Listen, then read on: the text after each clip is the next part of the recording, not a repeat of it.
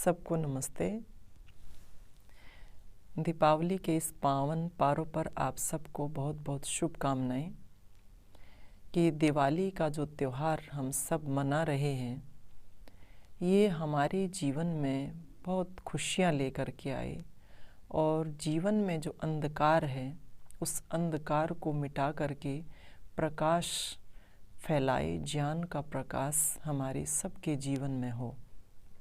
क्योंकि हम सब का को जो जीवन का लक्ष्य है और मनुष्य जीवन की सार्थकता इसी बात में है कि हम अपने अवगुणों को छोड़ते हुए जो अंधकार का प्रतीक माने जाते हैं उन अवगुणों को त्यागते हुए और ज्ञान का प्रकाश दिनों दिन बढ़ाते चले जाएं, तो जीवन हमारा सार्थक बन जाता है। दूसरी बात, ये जो पर्व मनाया जाता है ये नवसृष्टि यज्ञ के रूप में हम इसको मनाते हैं। नवसृष्टि का मतलब होता है कि जो नई फसल आती है और नई फसलों के आगमन के अवसर पर जो एक खुशी मनाई जाती है, यज्ञ किया जाता है, उसको सभी सामूहिक रूप से जब इस उत्सव के रूप में इसको मनाते हैं तो ये एक बहुत बड़ा आनंद का विषय होता है। सबके अंदर एक ऐसी भावना, एक उत्साह की भावना भरता है, प्रेम भाईचारे की भावना भरता है कि अंदर किसी भी प्रकार का कोई भी मन मुटाव किसी के प्रति है वो सब जो है साफ हो जाता है, सबका मन पवित्र हो जाता है। दूसरी तरफ हम इतिहास को जोड़ करके इस त्योहार को मनाते हैं कि इस दिन जो है मर्यादा पुरुषोत्तम श्री रामचंद्र जी रावण को मार करके और अपने घर अयोध्या में वापस लौटे थे और उनके आगमन की खुशी में पूरे अयोध्या वासियों ने घी के दिए जलाए थे। तो पूरा अयोध्या जो है वो दियों से, उस दियों के प्रकाश से जगमगा रहा था। चारों तरफ प्रकाश ही प्रकाश दिखाई दे रहा था। अब आप ये देखिए, जितने भी त्योहार या जितने भी पर्व हम मनाते हैं वो हमें बहुत बहुत बड़ी जो है शिक्षा दे करके जाते हैं। इनको गहराई से समझना चाहिए। खाली अगर हम औपचारिकता में लगे रहे तो उससे कोई लाभ नहीं है। हम जो है हिंदू समाज में मर्यादा पुरुषोत्तम श्री रामचंद्र जी को अपना एक बहुत बड़ा आराध्य देव भी मानते हैं, महापुरुष मानते हैं, और उसको इस रूप में भी लोग मानते हैं कि ये जो है हमारा देवता इस रूप में कि हमारी कामनाओं की पूर्ति करता है। यानी हम जो है एक तरह से उसको अवतार मान लेते हैं और जो है ईश्वर का स्थान भी उसको लोग देते हैं। जिसको देखें राम राम राम राम राम राम बोलता रहता है। परंतु आप ये समझिए कि जब हम किसी को याद करते हैं, किसी का गुणगान करते हैं, किसी की पूजा करते हैं, आराधना करते हैं, तो बिना किसी उसके गुणों को अपने जीवन में धारण किए उससे कोई लाभ हम नहीं उठा सकते। अब राम का जो जीवन था, अब देखिए कि वो कितना जो है त्याग का जीवन उनका रहा है, कितना ज़्यादा वो समता में रहे हैं, कैसी उनके जीवन में तेजस्विता रही है कि वो किसी भी बात से कभी भी प्रभावित नहीं होते थे। जिस दिन उनका राज तिलक हुआ उस दिन भी वो ऐसे ही थे, और जिस दिन उनको वनवास में जाना पड़ा तो भी वो ऐसे ही मुस्कुरा रहे थे। कोई फर्क जो है उनके जीवन में दिखाई नहीं देता। यानी वो किसी भी भौतिक चीज़ से वो अपने आप को घेरते नहीं थे। कोई भी भौतिक पदार्थ, सांसारिक पदार्थ, राजपाट, धन धान्य, पद प्रतिष्ठा, कोई भी बात, कोई विषय उनको बांध नहीं पाई थी। क्या हमारे जीवन में ऐसा है? क्या हम ये जितने भी सांसारिक प्रलोभन हैं इनसे ऊपर उठे हुए हैं? दूसरी बात, सबसे बड़ी बात है कि हम कहते हैं हम तो राम के भक्त हैं, हमने तो राम नाम की चादर ओढ़ रखी है। क्या राम नाम की चादर ओढ़ने से हम वास्तव में राम के भक्त बन सकते हैं? ये तरीका नहीं है।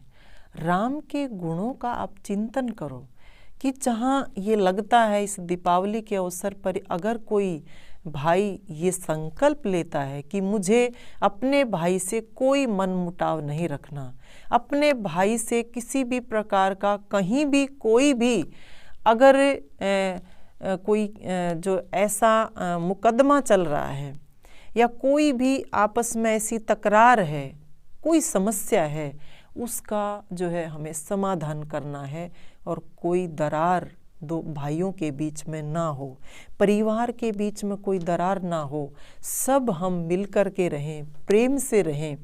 अगर दीपावली के इस अवसर पर हम ये ऐसा संकल्प, ये पवित्र संकल्प लेते हैं तो अपने आप में ये एक बहुत बड़ी बात होगी। और दूसरी बात कि इस दिन लोग क्या करते हैं, लक्ष्मी की पूजा करते हैं। अब लक्ष्मी की पूजा हम कर रहे हैं, किस रूप में करेंगे? आप ये देखिए कि हाँ फोटो लगा दिया है, वो जो जितना पैसा है, जितने जो ज्वेलरी है सब वहाँ रख लेते हैं और उनकी जो है एक तरह से आरती उतारते रहते हैं, लक्ष्मी की आरती उतारेंगे। और एक भाव क्या रहता है कि हमारी जो ये लक्ष्मी है और ज़्यादा बढ़ती चली जाए। लेकिन जो घर में जो लक्ष्मी है, जो असली जो वास्तविक रूप में जो लक्ष्मी है, वो जो है घर की जो मातृशक्ति है, महिला है, जो एक लक्ष्मी का रूप धारण किए हुए है। घर में अगर कोई महिला दुखी है, संतप्त है, किसी बात को लेकर के व्याकुल है, उसका शोषण होता है, उसके साथ अन्याय होता है, तो ऐसे घर में कभी भी लक्ष्मी का वास नहीं हो सकता। तो इस बात को हमें समझना चाहिए कि ये जितने भी चीज़ें हम मना रहे हैं, ये अपने आप में एक तरह से कर्म कांड का रूप जो है वो धारण कर जाती हैं। हम इन बातों को गहराई से नहीं सोचते कि राम का नाम ले रहे हैं, राम के नाम पर ये त्यौहार मनाया जाता है, तो राम के जीवन से हमें क्या शिक्षा लेनी चाहिए। लक्ष्मी की हम पूजा करते हैं तो वास्तविक रूप से जो लक्ष्मी है वो जो है कौन है हमारे घर में, उसके प्रति हमारा क्या दायित्व बनता है। और फिर एक प्रचलन और चला हुआ है कि ये जो पूरा का पूरा जो हमारा पर्यावरण है, अब देखिए ये देवता, 5 देवता, अग्नि, वायु, आकाश, जल, पृथ्वी, ये देवता हमें देते रहते हैं। और ये कभी भी हमें नहीं भूलना चाहिए कि इनका जो ऋण है हमारे ऊपर बहुत बड़ा ऋण है। हमें अपनी एक एक श्वास से इसके ऋण से ऋण होना, एक एक श्वास की कीमत हमें देनी पड़ेगी। लेकिन हम क्या कर रहे हैं, इस पर्यावरण को शुद्ध इस रूप में नहीं कर रहे कि जिस दिन श्री रामचंद्र जी आए थे, अयोध्या में लौटे थे, सब ने घी के दिए जलाए थे। और घी के दिए जब जलाए जाते हैं तो आप देखिए कि कैसे वातावरण कितना शुद्ध हो जाता है, पर्यावरण कितना शुद्ध हो जाता, पवित्र हो जाता है। और हम क्या कर रहे हैं, हम बच्चों के हाथ में बम थमा रहे हैं, फुलझड़ियाँ थमा रहे हैं, और कितना ज़्यादा उनसे प्रदूषण होता है। तो प्रकृति का दोहन किस प्रकार से होता है, कैसे हम इस धरती माँ की गोद में रहते हुए उसी की जो है छाती को हम छलनी कर रहे हैं। आप इस बारे में विचार करें। इन बच्चों से ये इस तरह की चीज़ें आप जो है इनके हाथों में ना आने दें। सब यज्ञ करें, जो है यज्ञ करेंगे, पर्यावरण शुद्ध होगा, वातावरण शुद्ध होगा, तो लक्ष्मी तो अपने आप ही आएगी। लोगों ने ये भी साथ साथ एक जो है एक फैशन बना दिया है कि उस दिन जो है पार्टी होती है, लोग जो है खूब शराब पीते हैं, इस तरह के कि हाँ खुशी का वातावरण है। शराब पीने से कौन सा लाभ है, बुद्धि भी भ्रष्ट होती है। और लक्ष्मी जिसको हम रुपए पैसे के रूप में देखते हैं, वो रुपया पैसा भी जाता है। तो ये जो है लक्ष्मी का वास नहीं हो रहा है, हम लक्ष्मी को बाहर भगा रहे हैं, स्वास्थ्य का नाश कर रहे हैं, विवेक को खो रहे हैं। और जहाँ पर ये अंधकार को दूर करके प्रकाश की ओर जाने की बात करते हैं, उल्टा इससे बिल्कुल विपरीत होता है कि हम तो प्रकाश से अंधकार की तरफ आते हैं।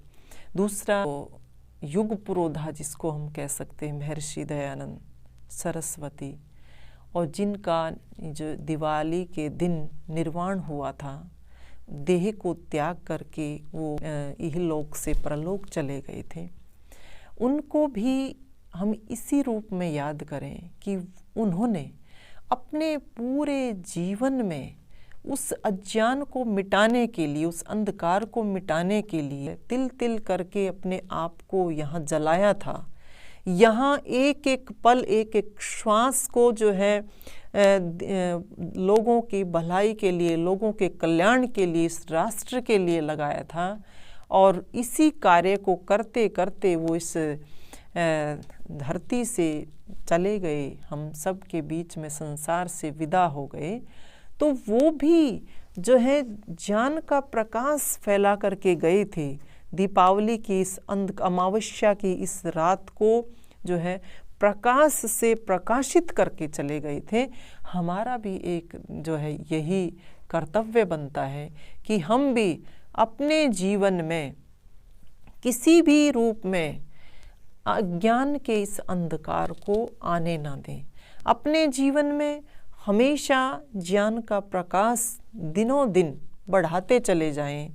और ये जो अंदर के जो हमारे जो अवगुण हैं, जिसको जो सबसे बड़े शत्रु हैं, काम, क्रोध, लोभ, मोह, अहंकार, ईर्ष्या, द्वेष, जिससे समाज जो है बंट रहा है, परिवारों में इतना भेदभाव, मतभेद जो दिन प्रतिदिन दिखाई दे रहा है, इसको जो हटाने के लिए, सबको प्रेम से एक साथ जुट करके चलने के लिए हमें यही संकल्प लेना है दीपावली के अवसर पर कि हम अपने परिवार को खुशहाल बनाएंगे, उन्नतिशील बनाएंगे, अपने जीवन में अज्ञान को हटा के प्रकाश को फैलाएंगे और अपने राष्ट्र को भी अज्ञान, अन्याय और अभाव से हमेशा इनसे हटाते हुए आगे जो है इसको बढ़ाते चले जाएंगे, उन्नति की ओर अपने समाज और राष्ट्र को लेकर के जाएंगे। तो ये दीपावली के अवसर पर ये सब को संकल्प लेना चाहिए कि जीवन में ये जो बुराइयां हैं उनको हम हटाते हुए आगे बढ़ें। इन्हीं शुभकामनाओं के साथ पुनः आपको दीपावली की हार्दिक शुभकामनाएं। सबको नमस्ते।